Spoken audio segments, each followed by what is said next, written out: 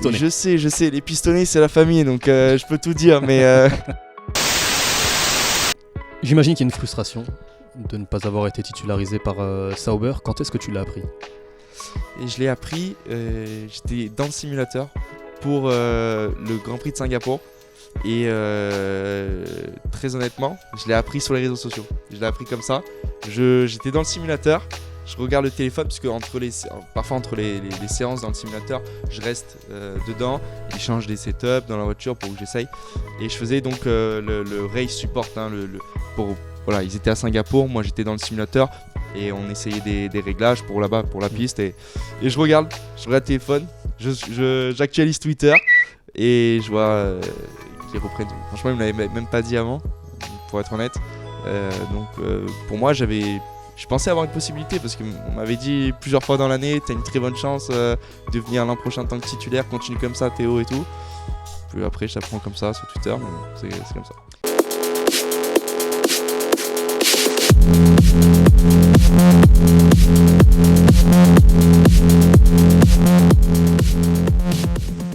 Événement spécial, dernière vidéo de l'année dans cette magnifique année 2023 dans les pistonnés. Bonjour à toutes et à tous, nous sommes ravis de vous retrouver pour un entretien exceptionnel avec un homme particulier dans l'histoire aussi des pistonnés, monsieur Théo Pourchaire, champion de Formule 2. Bonjour Théo. Bonjour. Ça va ? Ça fait plaisir, ça va très bien et ça me fait plaisir d'être de retour pour les pistonnés. Parce que bon, c'est là où tout a commencé un petit peu pour moi quand même. C'est là où j'ai fait ma première vraie interview, on va dire. Et non, ça fait plaisir d'être de retour. Et maintenant en tant que champion de F2. Donc, champion de F2, en attendant champion de F1, on te le souhaite. Champion du monde. J'espère, je reviendrai, j'espère. Déjà, il me faut la place en F1, le titre. Et non, bien sûr, c'est le plus grand rêve, donc ça serait exceptionnel. On aura le temps de tout détailler dans cet entretien, sans limite de temps. C'est la promesse des pistonnés, pour une fois, ça va changer. Théo, tu es sur Paris, tu es en région parisienne, parce qu'il y a quelques heures, tu as reçu un prix spécial au trophée FFSA. On imagine... Tu étais un peu la star de ce trophée, de cette soirée. Le trophée est là, tu vas nous le présenter dans quelques instants, ce volant d'or. Comment tu as vécu cette soirée ? C'était une soirée exceptionnelle. C'est toujours un plaisir d'être à la soirée de la FFSA, voilà, des champions de l'année. Et je le fais depuis que je suis tout petit. Cette soirée. Et voilà, j'ai commencé en karting quand j'étais champion de France minime. J'avais 8 ans et demi, je crois. Et c'est toujours pareil, la soirée c'est la même, avec les mêmes personnes quasiment. Et non, c'est cool d'y avoir été en tant que champion de F2. C'était vraiment un objectif et un rêve pour moi cette année de gagner le titre.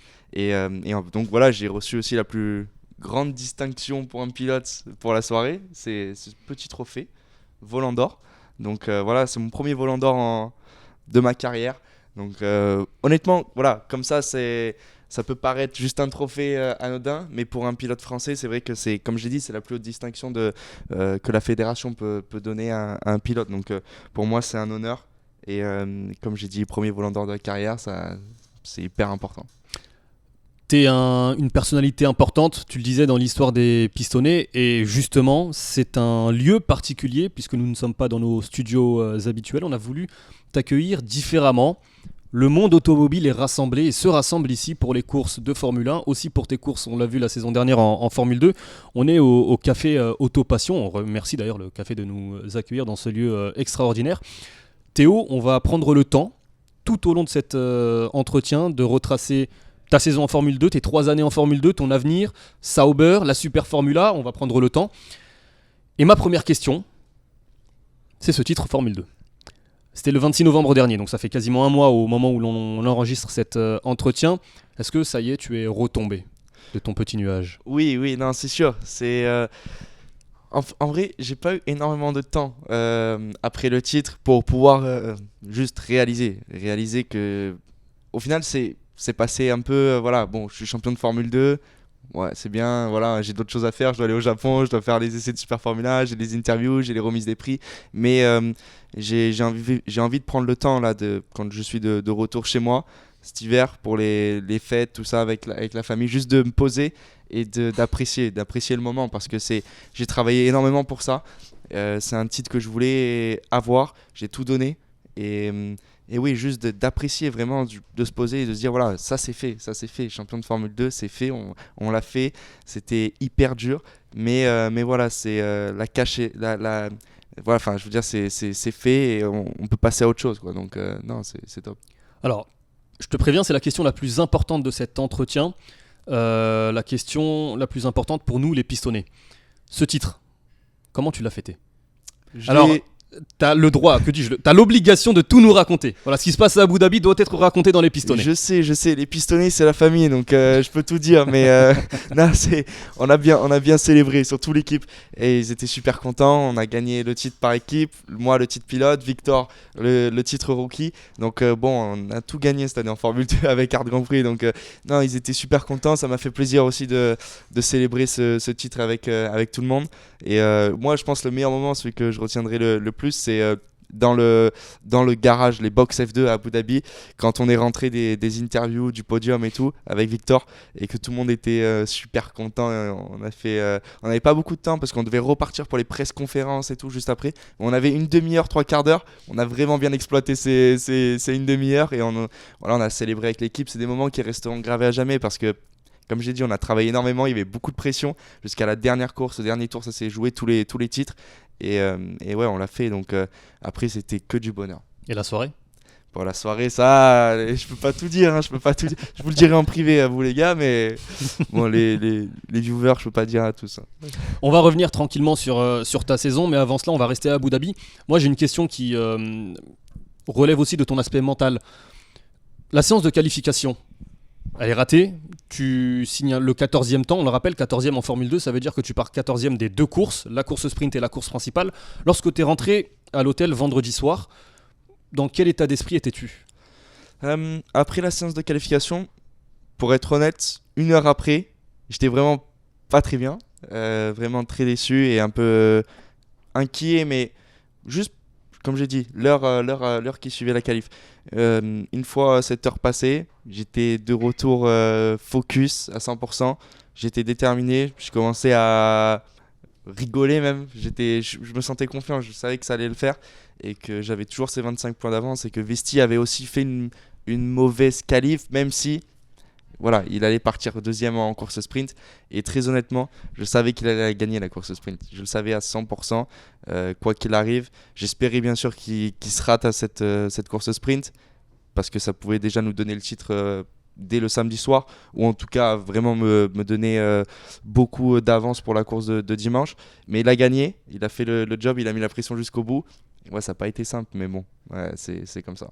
On va remonter tranquillement le fil de ta saison. Première course, Bahreïn, 5e en sprint, victoire en course principale, et surtout une séance de qualif où tu gifles tout le monde. Tu mets 7 dixièmes à ton coéquipier Victor Martins. Tu mets quasiment une seconde au reste, notamment en Verschoor, je crois, qui était 3e. Et surtout, ce qui est marquant à Bahreïn, c'est qu'on n'a pas l'impression de voir d'autres rivaux, même si je crois que Boschung réalise aussi un gros week-end, mais on n'a pas l'impression de trouver un prétendant autre que Théo Pourchaire. Comment tu quittes Sakhir ? Ça a été un week-end exceptionnel à Bahreïn. C'est vrai que je m'attendais à bien performer, mais à ce point-là, c'est vrai que quasiment 8 dixièmes en qualif, gagner la course longue avec 20 secondes d'avance, je veux dire, c'était un truc de fou. Mais je m'étais bien préparé aux essais, je savais que j'étais très vite. Je savais que ça allait marcher et que j'allais jouer la victoire à Bahreïn. Et comme j'ai dit, après, avec autant d'avance, non. Mais bon, c'était important pour moi de commencer très fort. Je m'étais préparé énormément et de montrer aussi que voilà, cette année, j'allais tout donner pour gagner le titre. Et donc, ouais, non, quitter Sakhir avec 32 points sur un week-end, déjà, c'était un truc de fou. J'étais là, ouais, j'étais super content. Même si, bon, derrière, il y avait Boschung qui avait fait un bon week-end aussi. Vraiment assez surprenant. Il avait fait un très bon week-end. Il avait fait 2 podiums, une victoire et une deuxième place. Donc, il avait quasiment marqué autant de points que moi au final. Mais bon, je savais que ça allait pas forcément être un prétendant au titre et que j'avais déjà pris une belle avance, quoi. Si je te demande quelle est ta plus grosse erreur cette saison, tu penses à quoi ? Franchement, moi, ma plus grosse erreur, c'est Jeddah la course sprint. C'est ça, c'est ce dépassement sur Victor, où vraiment j'étais vraiment le surplus de confiance, hein, classique. J'avais fait des dépassements de fou au même endroit pendant 2 ou 3 tours d'affilée avant.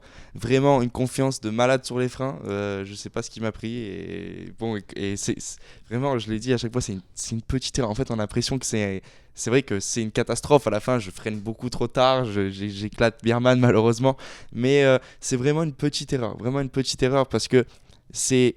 Voilà, il y avait l'aspiration, le DRS, j'étais focus à vouloir doubler une voiture par tour. J'allais faire une voiture par tour. Je faisais une voiture par tour, je voulais pas m'arrêter là. Et en fait, j'ai oublié que voilà, c'est vrai qu'on avait. Victor avait le DRS aussi, il avait l'aspiration.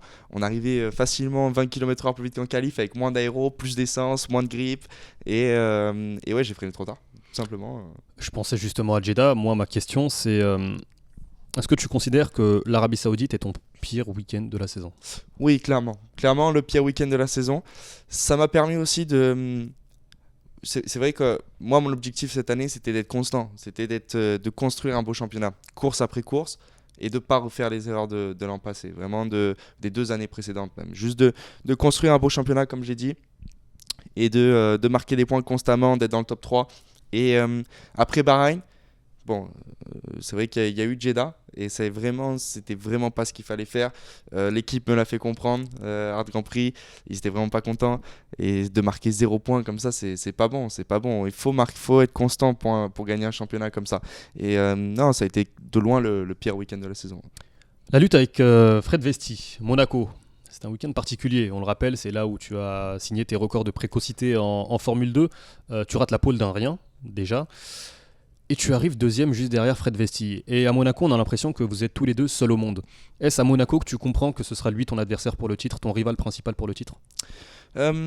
Oui et non. J'ai envie de dire oui, c'était plus une surprise de se battre avec lui parce que je sais pas, c'est vrai il y avait beaucoup de prétendants au début comme Biermann, Iwasa, Victor. Je m'attendais pas forcément à Vesti, pour être honnête. Mais oui, c'est vrai qu'à Monaco, je rate la pole d'un peu derrière lui. Il était dans mon groupe de qualif. Malheureusement, c'est vrai qu'en essai libre, j'avais la barre anti-roulis qui avait cassé. Enfin, c'est pas exactement la barre anti-roulis, mais le support qui avait cassé. Et du coup, j'avais pas du tout roulé en essai libre. En qualif, je savais que Monaco, je connaissais bien. J'étais à l'aise sur ce circuit. Je fais les 3 premiers tours en pole. Et le 4e, il me passe devant, je rate complet. Et non, mais c'est comme ça, c'est malheureux. Et pour pas grand chose, quoi, pour 5 centièmes. Mais Monaco, c'était hyper important de faire la pole. Il est parti devant, il a gagné, j'ai rien pu faire. Mais bon, c'est vrai qu'à ce moment-là, on était 1 et 2. On faisait très souvent devant. Et je savais que ça allait être un prétendant quand même. Tu dis que tu ne t'attendais pas à une telle saison de Fred Vesti. Pourquoi ? Ouais, je le connaissais quand même assez bien. C'était mon coéquipier l'an passé. Et je doutais pas que c'était un bon pilote. Je savais. Il a été très bon karting. Je me suis battu avec lui en 2020 en F3. Il était avec Prema. Il avait fait 4e du championnat. C'est un très bon pilote. Mais bon, c'est vrai qu'il avait fait une première saison de F2 un peu compliquée quand même. Il a fait 9e du championnat. Bon, là, il a fait un gros step, un gros pas en avant. C'est vrai que je pense que Prema l'a bien aidé quand même. C'est sa famille un peu à lui. Il a beaucoup roulé avec Prema. Il a été champion en formule régionale avec eux notamment. Donc ça lui a donné de la confiance. Et bon, je m'attendais pas forcément. Ouais, mais après, c'était cool de se battre avec lui quand même. Est-ce que le fait que ce soit ton ancien coéquipier, que tu connais ses points forts et ses points faibles, mais qu'il connaisse aussi tes points forts et tes points faibles, vous connaissez votre manière de travailler chacun l'un et l'autre, est-ce que ça joue dans l'approche mentale quand tu vas jouer déjà un week-end, une qualif, une course et finalement tout un championnat face à Fred Vesti ? Un petit peu quand même. Je pense qu'on se connaissait. Moi, je connaissais vraiment ses points faibles. Je savais exactement sur quoi il allait galérer. Et c'est exactement voilà, il a galéré vraiment à ces endroits-là. Donc après, on se connaissait pas par cœur non plus. Puis à la fin, c'est vrai moi je m'étais focus aussi sur moi, faire du mieux possible et de pas trop penser aux autres pilotes. Mais oui, c'est vrai qu'on était coéquipiers, donc il savait un peu comment je roulais. Forcément, en piste, quand on s'est rencontrés, il savait comment j'allais agir. Moi aussi, je savais comment il allait agir. Mais ça a toujours été un pilote respectueux en piste. C'était toujours été propre avec lui. et ça c'était cool, c'était une belle bataille pour ça. Sur l'ensemble de ta saison, il y a le titre et il y a deux lectures possibles. Il y a ceux qui vont te dire la régularité, elle est exceptionnelle. Sur les 25 courses, puisque Zandvoort Sprint a été annulé, sur les 25 courses, 19 fois tu termines dans les points. Et il y a ceux qui vont te dire oui, mais Théo, c'est qu'une seule victoire cette saison sur 25 courses. Est-ce que tu comprends les remarques de ceux qui te disent c'est un champion par défaut ou Théo n'a pas été assez impressionnant cette année? C'est des remarques que, honnêtement, j'entends toutes les remarques. J'aime bien, et moi, c'est pour m'améliorer, c'est le plus important, c'est d'écouter, de voir ce que j'ai fait de mal et d'essayer de m'améliorer comme ça. Après, voilà, si on regarde la saison, très honnêtement, Vesti, c'est vrai qu'il a fait 6 victoires. Mais si on regarde vraiment bien la saison et qu'on s'y intéresse beaucoup, il a fait beaucoup de fois 9e et 8e en qualification. Et il a beaucoup gagné des courses sprint. C'est comme ça que ça lui a permis d'être devant aussi au championnat et de se battre jusqu'à la fin. Moi, j'étais très très souvent top 3 en qualif toute l'année, tout le début d'année, j'étais tout le temps dans le top 3 en qualif. J'ai fait beaucoup les podiums en course longue, ce qui m'a permis de marquer des 15, des 18 points très régulièrement avec le point du meilleur tour en course. Je maximisais les week-ends. Je galérais beaucoup sur les courses sprint, là où Vesti gagnait justement en début d'année. Et ça, bien sûr, ça, c'est pour moi, c'est ce qui a fait la différence, c'est d'être bon vraiment sur les qualifs et sur les courses longues. Et c'est le plus important. Après, bien sûr, j'ai qu'une victoire. Je pense que c'est la victoire la plus impressionnante peut-être de l'année, donc tant mieux.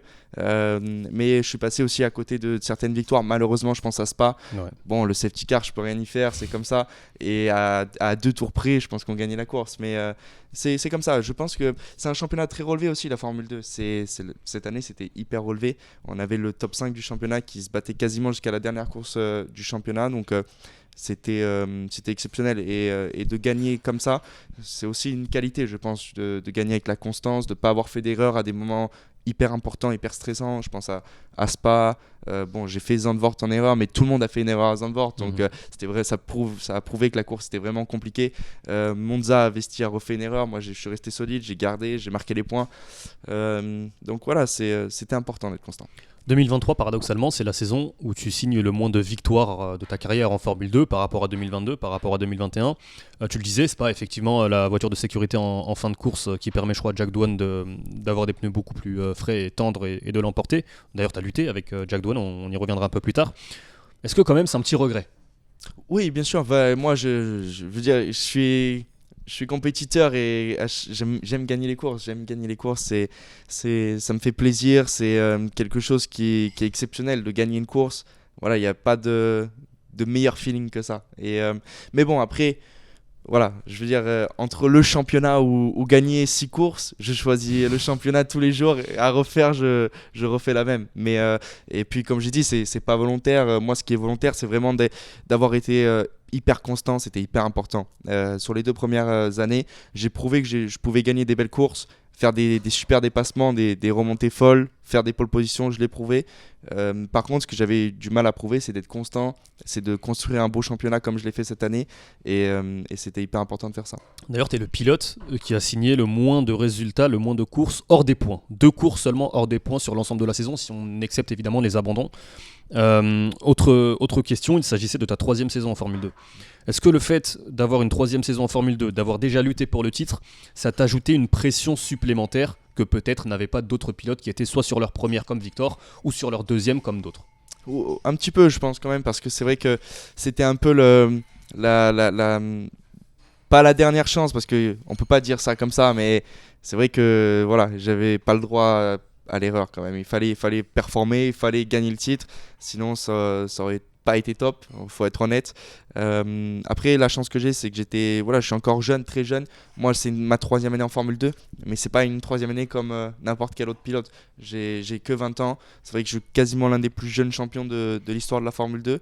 Et non, c'était important de refaire une 3e saison pour moi. C'est vrai que ça a été on a beaucoup discuté l'an dernier quand même, savoir ce que j'allais faire en 2023. Et puis c'est vrai que j'étais convaincu par le fait de refaire de la Formule 2. Et ça, c'était le bon choix. De gagner, c'était important pour moi. Alors je vais t'emmener sur quelques circuits. On va pas faire toutes les courses parce qu'on en aura pour 4 heures. Silverstone. Raconte-nous le fait de monter sur un podium à Silverstone. C'est pas la première fois pour toi, mais qu'est-ce que ça fait? c'est exceptionnel. Moi, c'est mon circuit, je pense, on va dire un de mes circuits préférés. C'est dur à chaque fois de choisir un circuit parce qu'il y en a tellement des très bien des circuits. Mais bon, Silverstone, déjà, c'est l'ambiance, le tracé est fou pour des F2, pour des F1, même des F3. Je veux dire, c'est un tracé fou. Il y a toujours du spectacle en piste. Moi, j'aime bien Silverstone pour ça. Et le podium, c'est légendaire, c'est exceptionnel. En plus, bon, j'ai eu l'occasion de faire 2 podiums cette année, là-bas à Silverstone, des beaux dépassements, comme j'ai dit. Il y a toujours un peu de pluie, toujours des conditions changeantes. C'est un Grand Prix qui, à chaque fois, les pilotes l'adorent. Moi, je l'attends avec impatience et c'est, comme je dis, c'est un de mes préférés. Spa, t'en parlais tout à l'heure. Deuxième de la course sprint, deuxième de la course principale parce qu'effectivement, il y a cette voiture de sécurité sans quoi tu gagnes cette course. Il y a cette lutte malgré tout, tu as tout donné face à Jack Doohan sur 2 tours, tu l'empêches de passer. Au moment où il te passe, on a l'impression que tu perds un petit peu le contrôle et que ça peut se terminer en drame. Dieu merci, tout s'est bien passé. Est-ce que tu considères que c'est ton meilleur week-end de la saison, ou tout à l'heure tu parlais de Bahreïn par exemple, ou tu as peut-être d'autres circuits en tête? Je pense que c'est un de mes meilleurs week-ends de la saison aussi.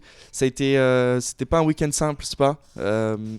Déjà émotionnellement, c'était pas très très simple parce que il s'était passé quand même un énorme drame quelques semaines avant avec la disparition d'un jeune pilote en Formule régionale et bon, quand on va sur un circuit comme ça et qu'il s'est passé un énorme drame quelques semaines avant, bon, ça met pas en confiance les pilotes. L'ambiance était vraiment pas top. Voilà, même, il pleuvait, il faisait moche. Je veux dire, c'est tout. Ça met pas en confiance, faut être honnête. Mais bon, voilà, on fait ce qu'on aime. Et c'est un circuit exceptionnel quand même, c'est pas Francorchamps. Et voilà, j'ai bien performé là-bas, je suis super content. C'était, comme je te l'ai dit, un super week-end de podium. J'ai fait des beaux dépassements. Malheureusement, la victoire, on est passé proche, mais c'était une belle bataille en course longue avec Biermann d'abord. Et ensuite, avec Doohan, j'ai tout tenté. Je me suis fait un peu peur quand même à la fin, mais bon, j'ai tenté, il fallait tout donner. C'est dans ces moments-là qu'il ne faut pas être trop sur la réserve. Je savais que Vesti allait marquer 0 points, il n'a pas pris le départ de la course. Et moi, fallait que je tente quand même de marquer des gros points. Deuxième, c'était bien. Premier, je me suis dit, ça peut être vraiment très très bien, juste avant la trêve. Mais ouais, non, c'est un très bon souvenir et un très bon week-end. L'une des forces aussi de cette saison, ART Grand Prix, les arrêts au stand. Tu parlais de Berman, tu le passes au stand à Spa. Isaac Hadjar, pareil, Zandvoort, tu le passes au stand. Est-ce que Alors, je sais évidemment que tu vas me dire oui, que Art Grand Prix a évidemment une influence importante dans cette quête du titre. Mais en quoi tu considères que l'écurie a apporté quelque chose de différent, peut-être que n'avait pas Vesti avec Prema, que n'avait pas Iwasa ou d'autres avec leurs écuries respectives? Ouais, je pense que là on a été très très bon et là où ART a été très bon cette année, c'est surtout sur sur tous les petits détails hyper importants. Pit stop, on était les meilleurs de très loin. Les mécanos sur ça, c'est grand bravo, c'était les meilleurs. On a beaucoup travaillé ensemble, on faisait beaucoup de séances d'arrêt au stand chez RT avec même des voitures en statique où les mécanos ils poussaient juste un peu la voiture, enfin les ingénieurs poussaient un peu la voiture et on n'arrivait pas très vite, mais on en a fait plein d'arrêts au stand. Ça joue beaucoup, c'est des petits détails mais c'est hyper important. Voilà, même que ce soit la stratégie en course, bien exploiter le trafic en qualification, tous les petits détails, ils étaient parfaits cette année par rapport à Prema. Je pense que Prema, au global, était peut-être l'équipe la plus rapide. Ils étaient très très vite. C'est toujours, je pense, la référence, que ce soit en Formule 3 ou Formule 2. C'est l'équipe à battre. Mais voilà, sur les arrêts au stand, ils n'ont vraiment pas été bons. Sur les stratégies, ça a été compliqué parfois. Et sur ça, on les a battus. Et ce qui nous a permis d'être champions.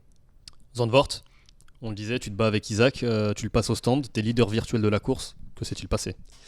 Mais je pense que Zandvoort, si on regarde déjà l'entrée au stand, derrière Isaac, j'arrive. Ça touche ou ça touche pas? Ça touche limite, je pense. Ça touche limite. J'arrive les 4 roues bloquées. La piste, bon, on l'a vu au début de course. Doohan se sort, Vesti se sort tout seul. Victor, il se fait embarquer avec Biermann. Enfin, il y a tout le monde qui se sort. C'est simple, il y a tout le monde qui se sort. Isaac se sort pas, je me sors pas. On fait l'arrêt au stand, les mécanos font encore un arrêt au stand de fou. Moi, je fais une entrée, j'optimise. Voilà, c'est vrai que j'étais dans ma bulle à ce moment-là, un peu trop dans ma bulle malheureusement. Je savais que j'allais gagner cette course. J'étais parti pour gagner cette course. Le tour de sortie était hyper important. fallait aller hyper vite, exploiter.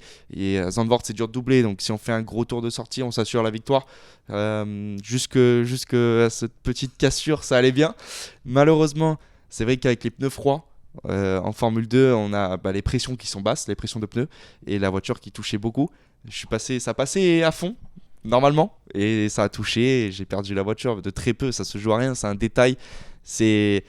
J'admets mon erreur, même si tout le monde me l'a dit dans l'équipe, c'est pas forcément une erreur. C'est vraiment, ça c'est un peu de malchance. C'est un coup ça passe, un coup ça passe pas. La voiture, elle a touché d'une façon, c'est comme ça. Je l'ai perdu, je suis allé dans le mur, mais j'ai envie de dire c'est de l'expérience. Encore une fois, c'est l'expérience, c'est bien. J'apprends. Malheureusement, heureusement pour moi, Vesti n'avait pas marqué de points. Les 5 gros prétendants n'avaient pas marqué de points. Mais bon, c'est comme ça. Justement, ta chance, c'est que les membres du top 4 ou du top 5 ne marquent aucun point. Tu quittes les Pays-Bas avec 12 points d'avance. Monza, pole position. Bon, déjà, on imagine que Monza, c'est forcément particulier. Vesti, tu le disais tout à l'heure, gagne la sprint. Puis course principale, il se fait, moi je le dis en tout cas, éjecté quand même par Stanek. Tu signes le podium. Tu es encore battu alors pour la deuxième place à cause d'une voiture de sécurité en fin de course. Tu quittes Monza avec 25 points d'avance sur Vesti. Il reste un seul meeting, Abu Dhabi. Honnêtement, maintenant tu peux nous le dire. Quand tu quittes Monza, pour toi, tu es champion dans la tête ou pas ? Pour moi, j'ai fait une grande partie du job, mais c'est très très long. L'attente très longue, 2 mois et demi à attendre. C'est très compliqué, honnêtement. J'étais chez moi tous les jours, préparation à fond, et les semaines, elles étaient très longues. Mais bon, non, j'étais pas champion dans ma tête. J'étais pas encore champion. J'étais très sérieux, je me préparais beaucoup. Et non, c'est pas simple l'attente comme ça. Même en étant premier, c'est pas simple. Si on devait faire un petit bilan rapide de tes 3 saisons en Formule 2, je vais déjà te donner une date clé. Est-ce que tu sais ce que tu faisais le 5 février 2020 ? Bah, je pense. J'étais avec vous. Exactement, C'est on a ça. la petite photo. Eh oui. On a la petite photo. Ouais. Regarde-moi ça. Ça, Le c'est beau beau. petit Théo Pourchère. Eh ouais, Le beau jeune Théo Pourchère. T'étais pas petit déjà à l'époque, mais le beau jeune Théo Pourchère. c'est ça. Avant de commencer en F3. En F3. Exactement. Tu venais de remporter le championnat de F4 à Dac. C'est ça. Ah, c'est des bons souvenirs. C'est des bons souvenirs. Ça me fait plaisir de voir ça parce que bon, tu vois, comme j'ai dit, je venais de remporter la F4. Le saut en F3 direct, personne n'y croyait honnêtement. Même RT n'y croyait pas. Ils voulaient pas forcément me prendre au début. Et non, ils m'ont fait confiance. Ça s'est super bien passé. En plus, ça n'a pas été simple. Il y a eu l'arrivée du Covid. Du coup, on a eu une attente hyper longue. Et pour un rookie comme moi, j'avais 0 expérience. Ça s'est vu direct à la première course. Mais des très bons souvenirs. Quand tu as vu cette photo, aujourd'hui, tu as 20 ans, tu es champion Formule 2. Que dirait le Théo Pourchère, 20 ans, champion Formule 2, au jeune Théo de 16 ans, qui est invité chez les Pistonnets, qui vient de remporter son titre F4 à Dac et qui va débuter sa saison en F3 ? Si tu avais des conseils à lui donner. Des conseils à lui donner, c'est juste de rester calme, plus calme, surtout dans les moments compliqués, de rester plus calme. Après, voilà, toutes les erreurs que j'ai pu faire, au final, bon, c'est sûr que là, de le dire comme ça, je suis content de les avoir fait parce que ça m'a permis de grandir. Mais oui, de rester plus calme, de moins crier à la radio. ça, ils me l'ont dit beaucoup à l'équipe. Mais bon, c'est parce que voilà, j'étais jeune, il fallait que je passe par là. J'avais du mal un peu à gérer mes émotions. Là, j'ai beaucoup progressé sur ça. Et non, juste de lui dire de s'amuser aussi parce que c'est exceptionnel. Et franchement, ouais, c'est ça, de s'amuser. Une année de F3, 3 années de F2, c'est exceptionnel. On roule sur des grands prix de fou. C'est des voitures qui vont vite. C'est des courses exceptionnelles. Il y a beaucoup de bagarres. Tout le monde avec les mêmes voitures, un niveau de fou. Et je lui dirais, voilà, amuse-toi parce que ça passe très vite au final le temps. Et là, c'est des belles années. Qu'est-ce que tu changerais ? Est-ce que tu changerais quelque chose ? Je sais pas si je changerais quelque chose. Franchement, c'est vrai que, comme j'ai dit, je suis super content du parcours que j'ai pu faire. Et bon, comme j'ai dit, après, les erreurs, ça fait partie de la vie. C'est comme ça, on fait des erreurs, on progresse comme ça, on apprend comme ça. Et je suis super content au final. Voilà, champion de F2 à la fin. Tu nous disais en début de saison que l'une de tes erreurs, ça a été peut-être au niveau de la communication. Et que tu t'es mis beaucoup de pression, notamment au début de la deuxième saison. Pourquoi est-ce que tu nous disais ça en début de saison ? Ouais, c'est vrai que et puis, voilà, ça fait partie des erreurs que j'ai pu faire. Et j'ai beaucoup appris sur ça aussi. Il faut savoir rester humble, faut savoir rester voilà, serein. Et on n'a jamais gagné d'avance. Voilà, c'est vrai que je me voyais vraiment un champion dès la deuxième année parce que je savais que j'avais le potentiel pour, j'avais tout pour faire. Malheureusement, ça s'est pas du tout passé comme prévu. Après, c'était pas enfin, c'est vrai que c'était une saison compliquée, mais je fais quand même vice-champion en 2022. Mais voilà, on a eu beaucoup de problèmes mécaniques, je fais beaucoup d'erreurs. Et non, il faut savoir rester serein, travailler course après course et voilà, faire du mieux possible. Donner le meilleur de soi-même, c'est le plus important, comme je l'ai dit. Et ouais, ça, j'ai appris sur ça. À l'exception du titre remporté, à l'exception peut-être du volant d'or que tu as reçu il y a quelques heures, si tu regardes le rétroviseur, quelle est ta plus grande fierté sur tes 3 années en Formule 2? Plus grande fierté, honnêtement, franchement, c'est les moments passés avec l'équipe, avec ma famille, avec ma sœur notamment. Je veux dire, elle m'a beaucoup accompagné sur les courses. C'est des moments exceptionnels et pas tout le monde a la chance de vivre ça. Je veux dire, j'en suis très reconnaissant. Je fais c'est un sport de malade. C'est le plus beau sport au monde. Tout le monde le sait. C'est le plus spectaculaire. C'est incroyable. C'est un show exceptionnel et d'avoir pu vivre ça avec ma famille, bien sûr, c'est top. Voilà, j'espère les avoir rendus fiers. Pour moi, c'est le plus important. Juste, voilà, et j'ai pris énormément de plaisir. Donc, comme j'ai dit, rouler sur des circuits, gagner Monaco, rouler à Silverstone, c'est des moments inoubliables. T'as pas besoin de te justifier, tu réponds au tac au tac. Sur ces 3 ans, ta meilleure course? Sur ces 3 ans, mon plus beau souvenir, c'est Monaco 2021. Ton pire week-end de course? Ça, c'est... Allez, je vais dire Jeddah 2021. Ton plus beau dépassement? Plus beau dépassement, j'en ai un très très beau.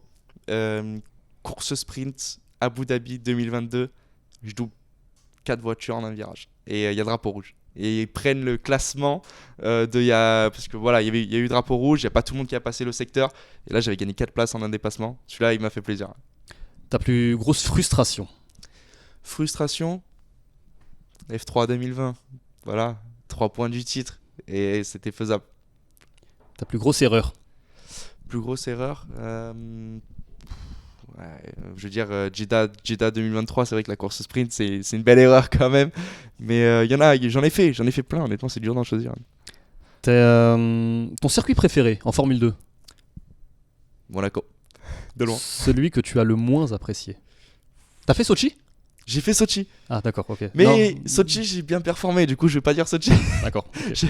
Ça s'est bien passé à Sochi. Non mais Sochi c'est vrai que c'est pas le meilleur circuit à piloter, mais le pire, honnêtement c'est compliqué à choisir. Il n'y en a pas des catastrophiques, mais c'est vrai que Sochi... Non mais même au niveau de ton style de pilotage, où tu te dis ok c'est un super circuit mais je suis pas forcément très à l'aise. Ouais, dur de choisir. Mais bon, c'est vrai que je pense que t'aimes pas trop Sochi, si tu m'as dit ça, mais je vais dire Sochi. Enfin, dernière question, quel conseil que tu as pu recevoir sur ces 3 ans a été le plus précieux, celui que tu appliques encore aujourd'hui? Franchement, le conseil le plus précieux et celui que je pourrais donner à n'importe quel jeune qui fait ce sport, pour moi, c'est juste d'apprécier et juste faut apprécier le sport, apprécier la conduite. C'est vraiment un sport exceptionnel, comme je dis. C'est vraiment un conseil. Ça peut paraître un peu banal et un peu nul comme ça, mais vraiment c'est hyper important. On fait un sport de fou, comme j'ai dit. On a la chance de faire ça, tous ceux qui font ce sport. Il faut apprécier chaque moment, surtout si c'est fait en famille. La plupart du temps, c'est vrai que c'est les familles qui aident. Et voilà, c'est le plus beau sport au monde. J'ai la chance de faire ça. J'ai la chance d'être là aujourd'hui. Mais bon, moi, le plus important, c'est quand je monte dans une voiture, je me fais plaisir. Il faut se faire plaisir. C'est exceptionnel. Qu'est-ce que tu retiens de tes 4 années avec celle en Formule 3 passées chez ART? Et je retiens... c'est dur de dire une seule chose. C'est que des beaux moments. Franchement, j'ai des souvenirs qui reviennent. Des moments hyper compliqués. Des moments de crise de fou où on était vraiment... très très mal, où c'était des périodes compliquées comme en 2022, mais on n'a jamais rien lâché et on s'est toujours entraidé. Et voilà, je veux dire, moi j'ai toujours cru en l'équipe, l'équipe a toujours cru en moi, Et à la fin, on l'a fait. Et pour moi, ça me tenait à cœur de le faire avec eux parce que c'est une équipe française. Comme j'ai dit, c'est eux qui m'ont pris en F3 quand même à 16 ans en venant de la F4. C'était vraiment un choix osé quand même. Et voilà, ils ont toujours cru en moi. On l'a fait ensemble, on a écrit l'histoire ensemble. Et ça, c'est top. T'es rentré justement chez ART, t'étais un adolescent, tu ressors, t'es un homme. Tu as vu le déménagement du côté de la région parisienne de cette écurie. Est-ce que tu trouves que justement cette nouvelle structure, ça fait en quoi ça aide à la progression d'un jeune pilote? C'est hyper important pour eux d'avoir. Ils ont énormément progressé depuis que je suis arrivé. D'avoir ce nouveau bâtiment, ces nouveaux locaux, c'est pas anodin. Je veux dire, c'est pas juste des nouveaux locaux pour avoir plus de place. Voilà, c'est vraiment hyper important. Ça se modernise. Voilà, il faut se rapprocher des meilleures équipes. Prema, c'est vraiment le top du top aujourd'hui en monoplace, de la F4 à la F2. Et pour aller les battre, pour aller les concurrencer, c'était hyper important. ART, c'est vraiment, comme j'ai dit, modernisé. Ils ont progressé, ils ont ils ont eu des nouveaux locaux. Et donc, non, c'était important. Et c'était cool de voir ça, d'avoir pu faire partie de l'équipe à ce moment-là. Parce que les anciens locaux, c'est vrai que c'était mythique, c'était légendaire. C'est toute l'histoire qu'il y avait là-bas à Villeneuve-la-Guyarde, c'était sympa. Mais là, voilà, ça devient encore plus sérieux et c'est top pour la performance. Ouais. On va passer au thème Formule 1. Première question, comment se sont passés les tests cette saison? On se souvient du Mexique malheureusement où j'imagine qu'il y a une énorme frustration. Est-ce qu'on est encore dans la phase apprentissage, dans la phase émerveillement, ou est-ce qu'on est plus peut-être désormais dans une phase de travail, je sais pas? C'est toujours une phase de travail, bien sûr, j'essaye de progresser, Après, à chaque fois que je monte dans une Formule 1, bien sûr, c'est exceptionnel, c'est un truc de fou. Et comme je l'ai dit tout à l'heure, prendre du plaisir, c'est hyper important. Là, c'est d'autant plus important. Je veux dire, j'ai la chance quand même de pouvoir rouler dans une Formule 1 de temps en temps. Et il n'y a pas mieux au monde. Il n'y a pas mieux au monde. C'est très stressant. C'est un monde avec beaucoup de personnes qui travaillent, beaucoup de personnes qui nous regardent. Il faut faire attention. Mais j'essaie de kiffer le moment. Et c'est, comme j'ai dit, bien sûr, c'est une phase de travail. Il faut que je fasse le job que j'ai à faire. Mais je prends toujours du plaisir. Quel sera ton programme l'année prochaine avec Sauber? Mon programme, ça sera plus ou moins le même, avec beaucoup de simulateurs. Il y aura des séances d'essai, bien sûr, essai libre 1 notamment.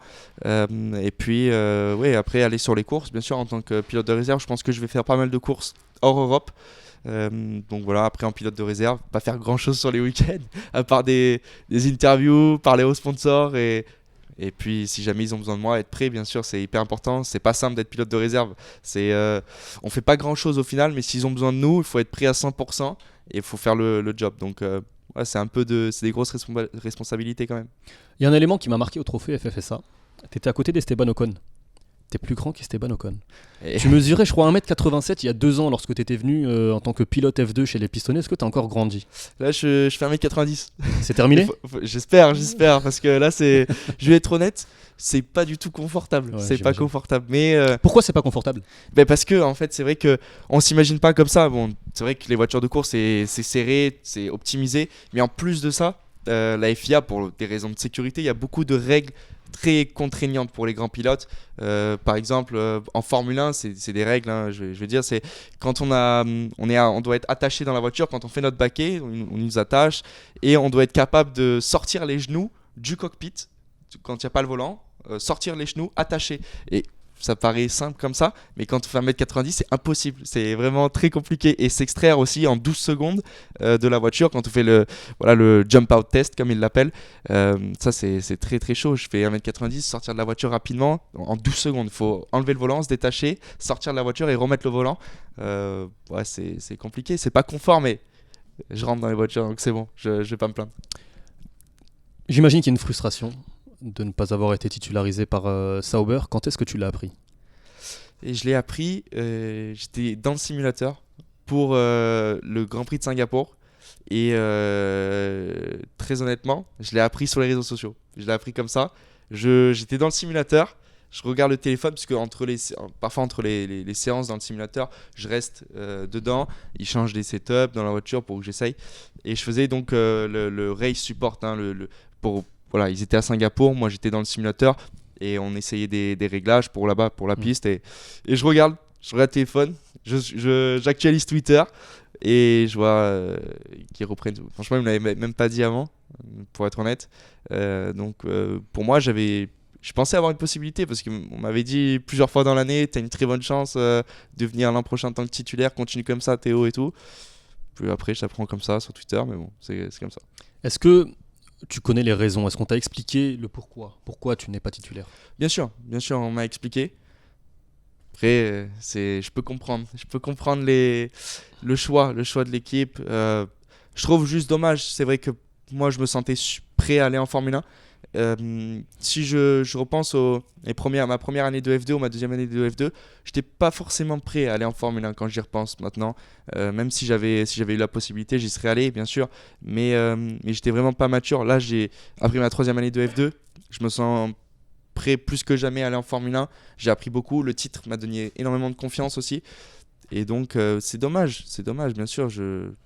C'est un peu gâché, j'ai envie de dire, parce que bon, on a une belle histoire ensemble et on aurait pu faire quelque chose de bien, je pense, en F1. Est-ce que, sur les raisons que l'on t'a évoquées, tu les comprends, tu les acceptes, de toute façon, tu n'as pas le choix, mais au niveau de ton pilotage, au niveau de ta régularité, est-ce que tu peux nous en dire plus? Ou pas, d'ailleurs? C'est-à-dire les explications de Sauber.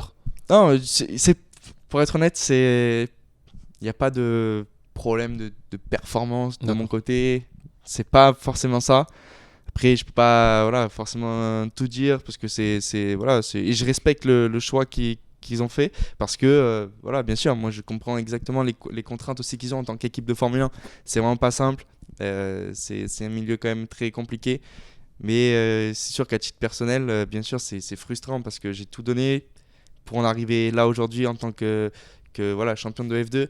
Et bon, bien sûr, mon rêve ultime, c'est d'être pilote de Formule 1 et d'être champion du monde de Formule 1. Mais il faut l'opportunité et c'est très compliqué aujourd'hui d'arriver en F1. Ouais. Quand tu vois Drugovich, champion F2 en 2022, qui va passer 2 ans sans rouler, est-ce que toi, ça cogite dans la tête? Est-ce que tu te poses des questions? Est-ce que tu te dis peut-être que la F1, ce sera jamais? Peut-être, bien sûr. Et ça peut... Parce que ça ne dépend pas de toi, finalement. Exactement, ça dépend pas que de moi. C'est ça le truc. C'est que ça dépend de beaucoup de paramètres, malheureusement. C'est pas que la performance, c'est pas que le pilote. C'est pas parce qu'on est champion de F2 qu'on va en Formule 1. C'est plus simple, forcément, dans d'autres sports. Il y a plus une facilité pour... quand on gagne un titre, on peut être dans la catégorie supérieure. Mais ouais, ça, le sport automobile, c'est différent. Ça dépend pas que du pilote. Je vois Drugovich, 2 ans en tant que pilote de réserve. C'est compliqué. Piastri, il avait tout gagné en rookie, F3, F2. Il n'a même pas eu de place l'année suivante en F1. Et il a dû vraiment essayer de trouver une place d'une manière complètement folle. Et ça avait fait beaucoup parler et tout. Mais il a eu raison au final parce qu'aujourd'hui, il est chez McLaren en F1. Il performe. Et il a eu son opportunité. Donc j'espère que ça peut m'arriver aussi, moi. Comme j'ai dit, il me faut juste une opportunité. Et je serai prêt à tout donner en F1. Est-ce que on t'a expliqué chez Sauber, on t'a donné des nouvelles conditions pour accéder à la Formule 1? Est-ce que les résultats en Super Formula auront une incidence ou pas? On m'a pas... Honnêtement, c'est vrai qu'on m'a dit de gagner la F2. Au final, j'ai gagné la F2 et je suis pas allé en F1. Donc ça dépend. Je sais pas de quoi ça dépend, honnêtement. Enfin, je sais un petit peu quand même. Mais bon, c'est comme ça, malheureusement. Je donne tout de mon côté. J'essaye aussi de leur faire changer d'avis, de les rendre fiers, de leur montrer qu'ils ont un bon pilote de réserve aussi, même si mon objectif c'est d'être pilote titulaire. Après, les résultats en Super Formula, à titre personnel, ça sera super important pour moi de tout donner, de performer, de me montrer parce que ça peut m'ouvrir des portes pour 2025. C'est vrai que fin 2024, il y aura 14 pilotes hors contrat en F1. C'est là que je peux aussi avoir une opportunité, donc il faut tout donner. Je te pose la question parce que le calendrier de la Super Formula n'est pas forcément très arrangeant. Sur les 9 courses prévues, tu auras 7 meetings et 9 courses, il y en a 4 qui ont lieu sur la première partie de saison, puis arrive la silly season. Donc la trêve estivale pour la Formule 1, là où on a les rumeurs mercato et on a souvent les signatures.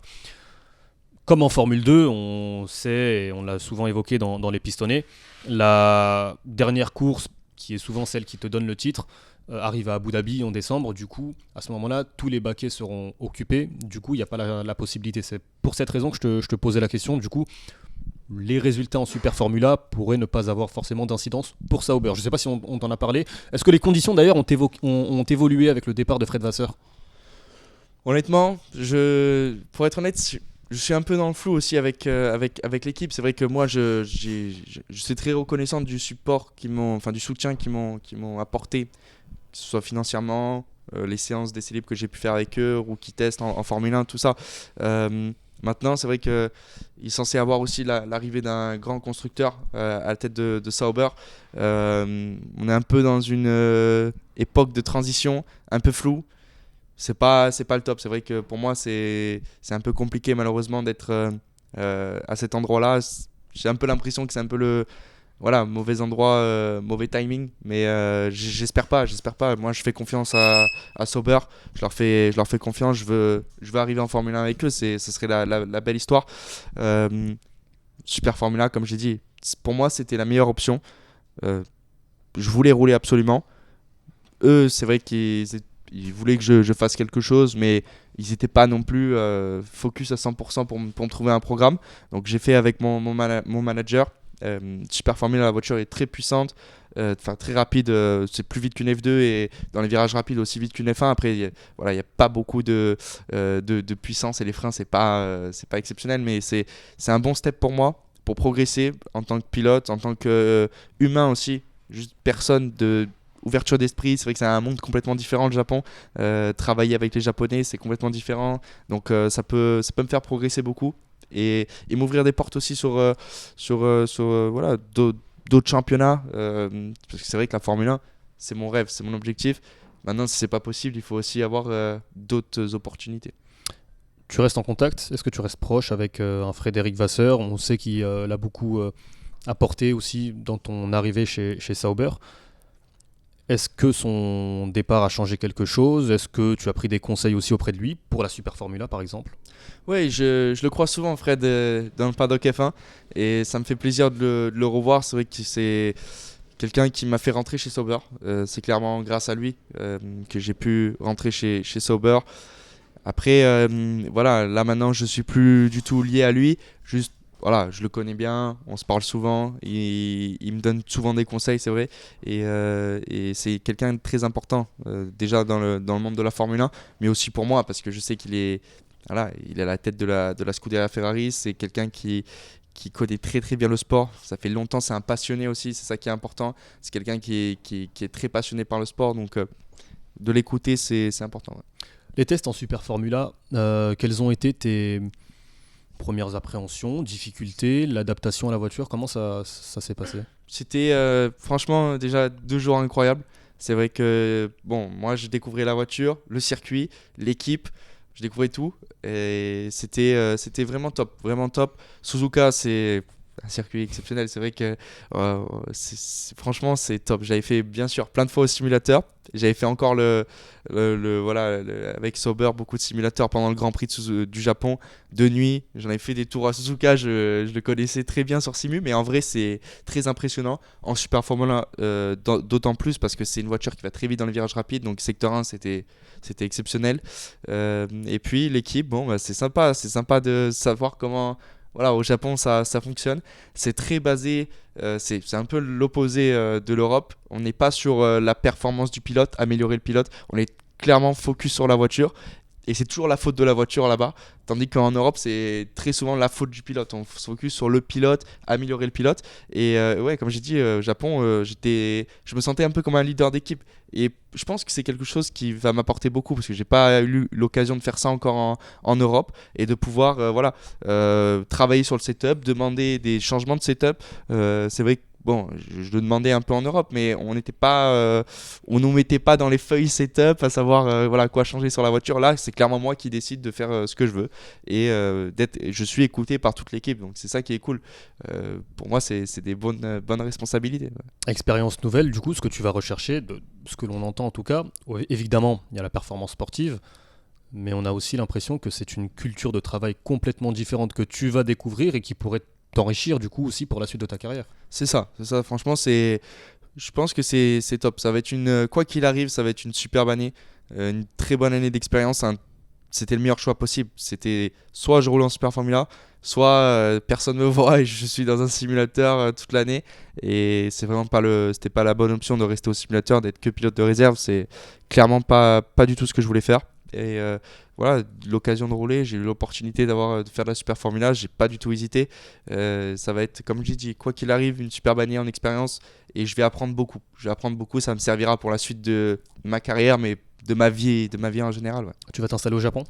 Je vais pas m'installer au Japon, je vais faire beaucoup d'allers-retours. À mon avis, je vais m'installer dans un avion, c'est le mieux pour moi. Mais bon. Après, ça va être sympa, comme je dis, ça va être une superbe année d'expérience, beaucoup de voyages, je vais profiter. C'est la chance aussi qu'on a de faire ce sport, hein. Clairement, c'est de faire des voyages, de découvrir des cultures différentes. C'est beaucoup de décalage horaire, de fatigue, d'heures de vol, mais c'est que du positif, j'adore ça. Allez, pour conclure cet entretien, on va jouer. Tu préfères ? Allez. C'est facile. C'est bon. Allez. Pas de joker. Les pistonnets, il n'y a pas de joker. Il n'y a pas de joker. Je vais essayer. Hein. On connaît pas les bêtises, joker, tout ça, on y va. Est-ce que tu préfères remporter le titre en Super Formula ou faire 2 Grands Prix de Formule 1 avec Sauber la saison prochaine ? Ouf. Ça commence fort honnêtement parce que bon, allez, je vais dire titre de Super Formula parce que je pars pour ça. Golden State, champion NBA ou l'Olympique de Marseille remporte l'Europa League ? Ouais. L'Olympique de Marseille remporte l'Europa League. J'ai vu le titre de Golden State en 2021, c'est bon. 2022, pardon. 2022. J'aime beaucoup ta réponse. Qui serait le plus à l'aise ou qui aurait le moins de mal entre Pauline Pourchère au volant d'une Super Formula ou Théo Pourchère à Koh-Lanta ? Oh. Et je pense Pauline Pourchère au volant du Super Formula. Parce que moi, à Koh-Lanta, je me vois pas du tout faire ça. J'adore Koh-Lanta, mais elle a été pilote quand même. Elle a été pilote, championne de France de kart. Donc, elle pourrait s'en sortir. Moi, à Koh-Lanta, pas manger pendant 2 jours d'affilée, c'est bon, il n'y a plus de Théo Pourchère. Gagner le titre en Super Formula ou signer une pole en Formule 1 à Monaco ? Voilà. Ça y est, c'est bon, la pole à Monaco en Formule 1, je la prends, ça c'est sûr. Pole à Monaco. Présenter ton trophée Formule 2 à l'Elysée ou dans un vélodrome plein à craquer ? Et ça, franchement, c'est sûr que l'Elysée, ce serait incroyable. Mais bon, le vélodrome, il n'y a pas mieux. Enfin, dernière question. Tu préfères prendre 1 seconde par tour, 1 seconde au tour par ton coéquipier, mais gagner la course sur casse mécanique de ton coéquipier ? Donc tu le dépasses au dernier tour et tu remportes la course. Ou mettre 1 seconde au tour à ton coéquipier, mais perdre la course sur casse mécanique au dernier tour. C'est chaud, ça c'est chaud. C'est, je vais dire, plus le style Senna, Monaco, où il mettait un tour à tout le monde et bon, bah, il s'est crashé, mais bon, tout le monde se souvient de lui, tu vois. Donc je vais dire mettre 1 seconde au tour et malheureusement perdre sur casse mécanique. Théo Pourchère, merci beaucoup. Merci, c'était un plaisir. Ça me fait plaisir de revenir à chaque fois. Régale-toi au Japon, régale-nous au Japon et on remercie évidemment nos amis du Café Autopassion pour nous avoir accueillis dans ce formidable décor. On remercie aussi derrière la caméra nos formidables Emmanuel Moine et Brice Germain que vous retrouverez évidemment la saison prochaine dans les pistonnets. Théo Pourchère, pour conclure cette émission, comment on dit au revoir en japonais ? Et Sayonara, non ? Sayonara, exactement. Je l'ai noté, hein. Je suis tout à fait transparent. Elle est là, je l'ai noté. Je suis pas bon du tout, il faut que j'apprenne un peu de japonais. Mais bon, sayonara. Sayonara à tous. Allez, ciao ciao.